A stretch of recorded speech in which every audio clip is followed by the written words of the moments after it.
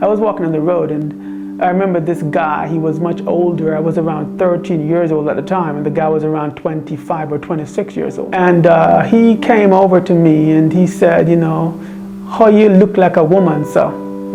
You know, and I told him to leave me alone, and he began calling me faggot. You know, when you're a kid, nobody calls you a faggot. They call you names like girly. And this guy called me that, and it was shocking. And, you know, I responded by saying something nasty to him. I can't tell you exactly what I said.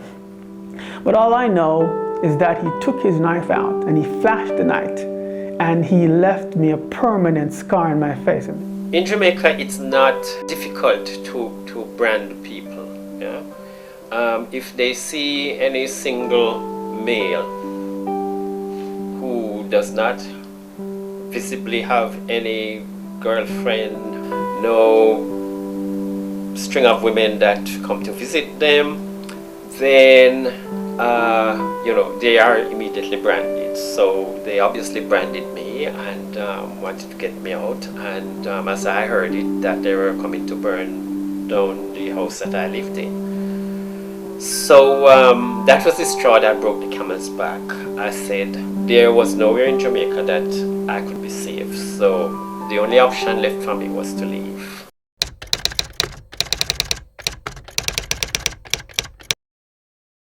The persecution continued, and I decided I was going to try my luck at the United States Embassy. And I went and I applied for a visa, just because I wanted to go to a place to see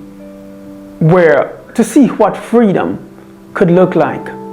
And I came to the United States, and after I came here, I was just in love. At the time, I didn't know that I could apply for political asylum. So I stayed here, you know, got involved in the gay community here, went to protests, went to group meetings, and just lived, went to clubs, dance, and just live. And I had a dose of what freedom could look like. Under U.S. asylum law, a person can get a permanent immigration status in the United States if they can prove that they fear persecution in their country on account of a protected characteristic. Those characteristics are race, religion, nationality, membership in a particular social group, or political opinion. And since 1994 in the United States, sexual orientation has fallen under the membership in a particular social group category. So a person, if he or she can prove a well-founded fear of persecution in their country, can seek asylum in the United States as a means of providing protection to that person and not making them, you know, return to a country where they're fearful for their life or their safety. What was challenging was the stress of having your life in the balance. Yeah, your life is dependent on somebody's decision. Yeah? You don't know whether you're going to get a yes or a no. It's just a big unknown, a big question mark. I lived here for maybe 7 years to 8 years, undocumented. During those times, I washed dishes, I cleaned people's floor, I did all the work, so-called dirty work. I was paid under the table.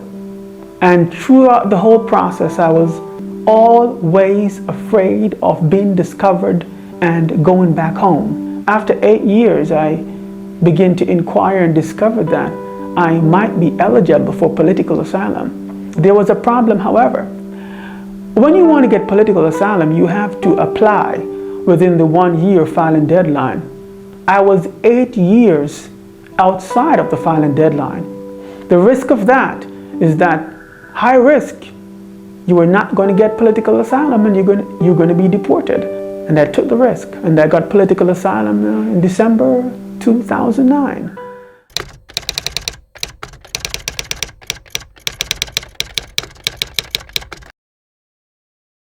People can say it doesn't exist, that's what they say, but there have been so many people who have gotten political asylum, and they all have been given the same story that starts with abuse coming from primary school into high school, family rejection, and when they get older, been cut, been stabbed, and been killed. It's well documented. So I wouldn't argue with people who say you can live your life there. Indeed, there are many homosexuals who are living their lives in Jamaica. But I'd say that's their lives, not my life.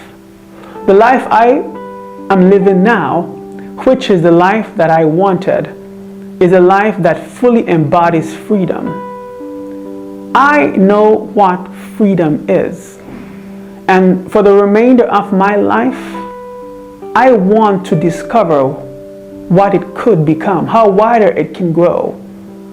You could take my story and repeat it, 50 times, and, the country is losing some of the best educated, the best trained, the most intelligent, the most creative, the most innovative people, to other countries, yeah. And if I remember rightly, that